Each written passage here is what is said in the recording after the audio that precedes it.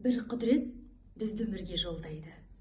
Біз өмірді түсінбейміз, сол қайғы.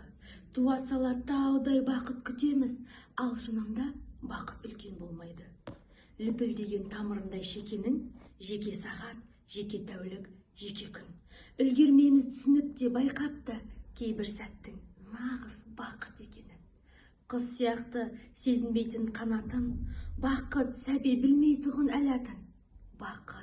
Бақыт, ғажайып бір дәм ғана, сүйгеннен соң ерніңде қалатын.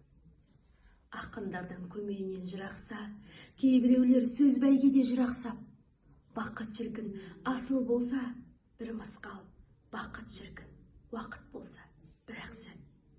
Мүмкін емес бұл өмірден исіну, болу керек ән әдемі, күй сұлу. Бақыт деген бұлтты күні жадырау, бақыт деген жұмыс болса, сүйсіну.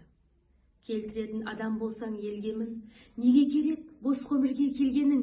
Бақыт егер байлық болса бергенің, керек болса отан үшін өлгенің.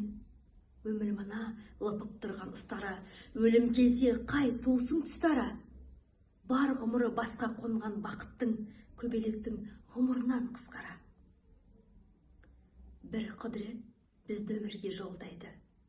Біз өмірді түсінбейміз, сол қайғы. Бақыт үлкен болған емес шынында, ал қайғының кішкентайы болмайды.